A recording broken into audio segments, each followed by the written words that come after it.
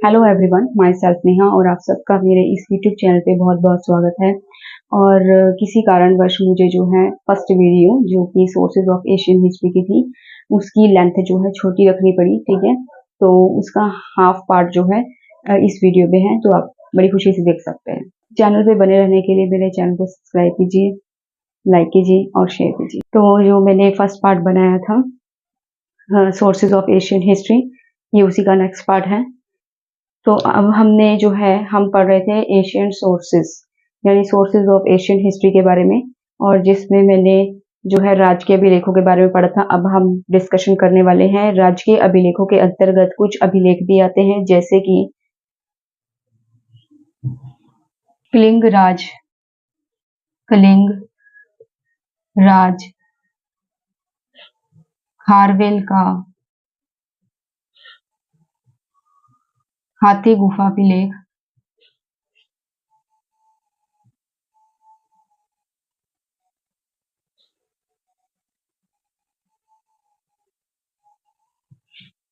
गौतमी बलश्री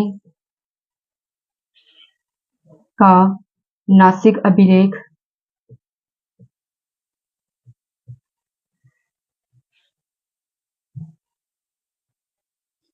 स्कंदगुप्त का भीतरी स्तंभलेख,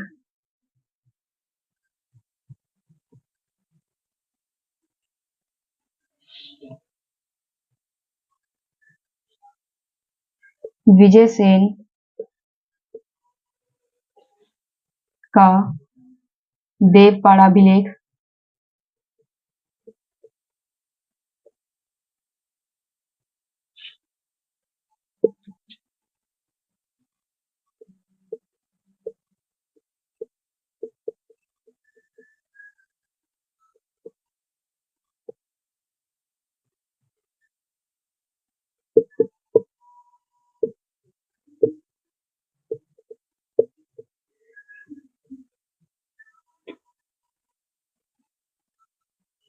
चालुक्य नरेश पुलकेशिन द्वितीय का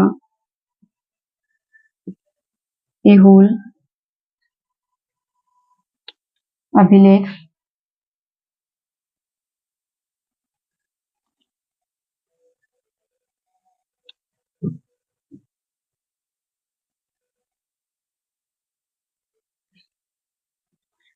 इस प्रकार से ये कुछ लेख हैं।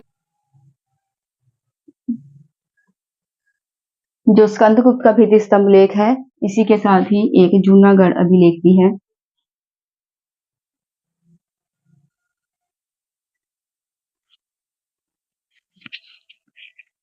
ठीक है, तो ये जो अभिलेख हैं, जैसे कलिंग राज, कलिंग का जो राजा था जिसका नाम था खारवेल, उसका एक अभिलेख है जिसका नाम है हाथी गुफा अभिलेख। गौतमी बलश्री का, गौतमी बलश्री एक राजा है और उसका एक अभिलेख है जिसका नाम है नासिक अभिलेख। स्कंदगुप्त जो है राजा, उसका एक अभिलेख है भीतरी स्तंभलेख और जूनागढ़ शिलालेख। विजय सेन एक राजा है, उसका एक अभिलेख का नाम है देवपाड़ा अभिलेख। रुद्र दामन जो है एक राजा का नाम है, जिसके एक अभिलेख का नाम है गिरनार अभिलेख। चालुक्य नरेशन, चालुक्य नरेश जो है पुलकेशिन द्वितीय एक राजे का नाम है। ठीक है, जो चालुक्य का राजा था उनका भी एक अभिलेख है। ठीक है, तो इस प्रकार ये कुछ अभिलेखों के नाम हैं और इस तरह के क्वेश्चन भी एग्जाम में आते हैं। जैसे बता दूं एग्जाम्पल के लिए, जैसे वन साइड लिखा होगा कलिंग राज खारवेल,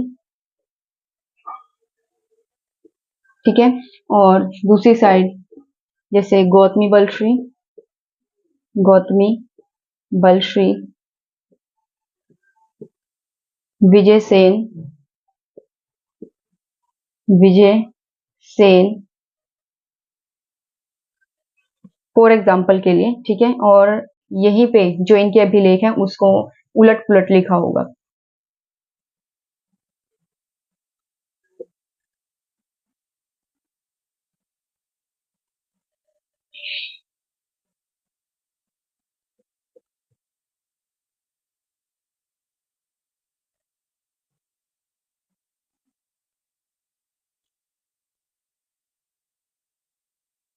तो एग्जाम में ऐसे क्वेश्चन भी आते हैं जिसमें वन साइड तो जो है राजाओं के नाम और दूसरी साइड उनके अभिलेखों के नाम है, आप उसे सही करेक्ट जो है मैच करना है। जैसे कलिंगराज खारवेल का हाथी गुफा अभिलेख, गौतमी बलश्री का नासिक अभिलेख, देवपाड़ा विजयसेन का देवपाड़ा अभिलेख। इस प्रकार से जो है एग्जाम में क्वेश्चन पूछे जाते हैं। ठीक है, निजी अभिलेख।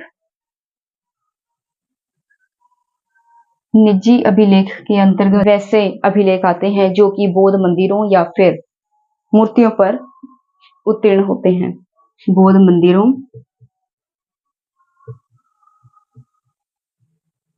या मूर्तियों पर खुदे होते हैं, यानी कि उत्तीर्ण होते हैं, उन्हें हम कहते हैं निजी अभिलेख। इसी के साथ ही हम बात करने वाले हैं मुद्रा शास्त्र की। मुद्रा शास्त्र। मुद्रा शास्त्र का अर्थ होता है सिक्के। भारत का सबसे पहला सिक्का है पंचमार्क सिक्का।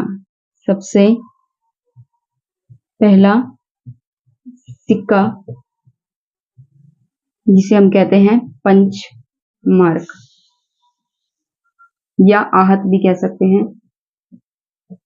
ये भारत का सबसे पहला ज्ञात सिक्का है और इसे ठप्पे लगाकर, ठीक है, पंचमार्क या फिर आहत टेक्निक से या फिर ठप्पे लगाकर बनाया जाता था, इसीलिए इसका नाम जो है पंचमार्क सिक्का पड़ गया। अब हम ये जानते हैं कि किन किन राजवंशों ने जो है किस किस तरीके के जो सिक्के जारी किए।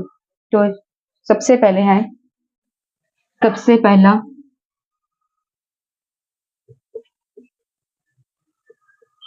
सोने का सिक्का जारी किसने किया था? इंडो ग्रीक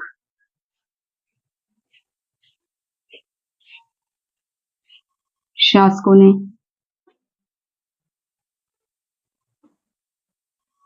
सबसे शुद्ध सोने का सिक्का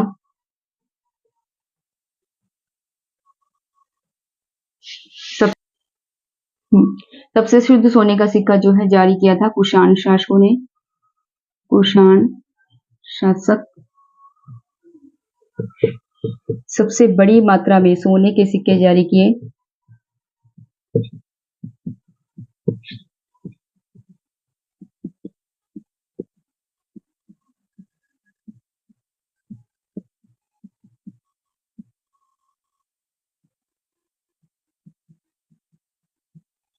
सबसे बड़ी मात्रा में सोने के सिक्के जारी करने वाले थे गुप्त शासक,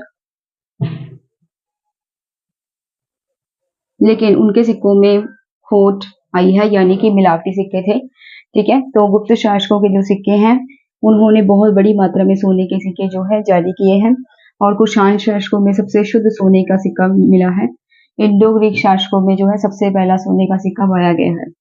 इस प्रकार से हम देखते हैं कि जो गुप्त शासक है उन्होंने सबसे बड़ी मात्रा में सोने के सिक्के जारी किए, लेकिन इनके सिक्कों में जो है खोट पाई गई है। इससे ये इस बात का अंदाजा हम लगा सकते हैं कि ये जो सिक्के हैं मतलब उस समय में गुप्त शासक जो है पतन की तरफ था, यानी कि जो गुप्त शासक है उनका जो राज्य है वो पतन की तरफ जा रहा था। बात करते हैं स्मारकों की। स्मारक, ठीक है, तो जो स्मारक हैं, स्मारक बनाने के लिए जो है 3 प्रकार की जो है शैली का इस्तेमाल किया जाता था और जो स्मारक है वो भी भारत के इतिहास को जानने का एक मुख्य स्रोत है। ठीक है, तो जो है स्मारक बनाने के लिए उस समय में 3 प्रकार की शैली का इस्तेमाल किया जाता था। उत्तर भारत में नागर शैली का इस्तेमाल किया जाता था स्मारक और भवन बनाने में। दक्षिण भारत में द्रविड़ शैली का इस्तेमाल किया जाता था। ठीक है, और मध्यवर्ती भारत में जो है इन दोनों शैलियों के मिश्रण से एक नई शैली जो है होंद में आई, उस शैली को कहते हैं हम बेसर शैली। मध्यवर्ती भागों में बेसर शैली का इस्तेमाल किया जाता था भवन और स्मारक बनाने में। ठीक है, अब हम बात करते हैं अवशेषों की। अवशेष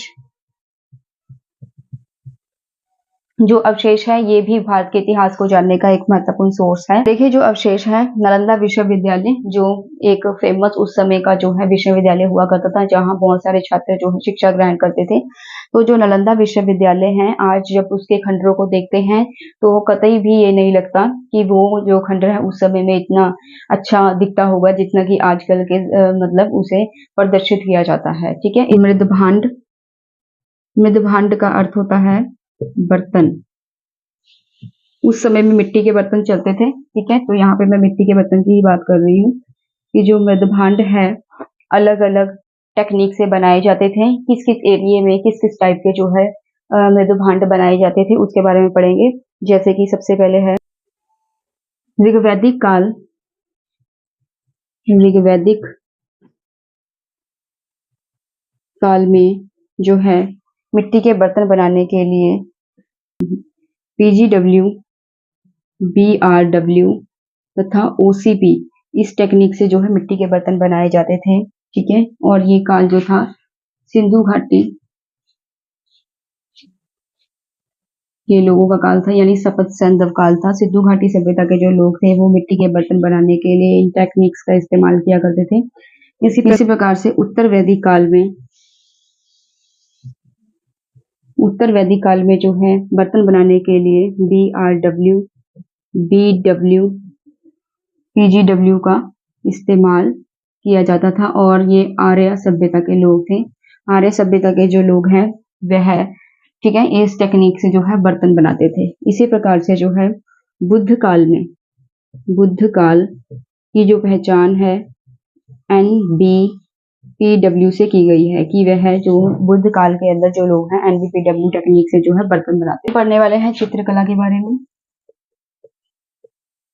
चित्रकला भी भारत के इतिहास को जानने का एक मुख्य स्रोत है। उस समय जो है चित्र इस तरह से बनाए जाते थे जिससे देखने में वो बिल्कुल रियल लगते थे।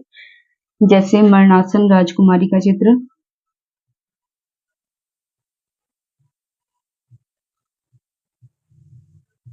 और शिशु और माँ का चित्र।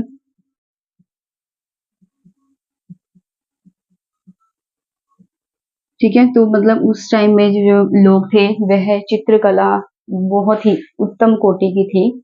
वहाँ के जो कलाकार थे उनसे भी हमें भारत के इतिहास के बारे में जानने के लिए बहुत ज्यादा जानकारी मिलती है। और जो है उनके जो चित्र थे वो बहुत ही ज्यादा अट्रैक्टिव होते थे। ठीक है, और अब हम बात करते हैं कला के बारे में। सॉरी, अब हम बात करते हैं मूर्ति कला के बारे में। मूर्ति कला उस समय में जो है मूर्ति कला बनाने के लिए जो है 3 शैलियों का इस्तेमाल किया जाता था। 3 तरह की कला थी उस समय में मूर्ति कला बनाने के लिए, जैसे मथुरा कला, गांधार कला और अमरावती कला। अमरावती कला, मथुरा कला में जो है विदेशी प्रभाव देखने को मिलता है और इसमें आध्यात्मिकता पर बल दिया गया है। साथ ही एक विशुद्ध भारतीय कला है।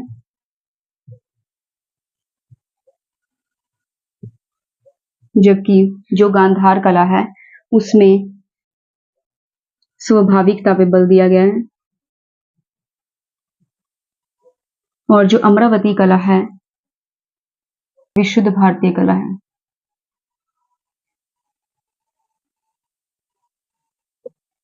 इस प्रकार से हम देखते हैं कि जो मथुरा कला है उसमें विदेशों का प्रभाव भी देखने को मिलता है।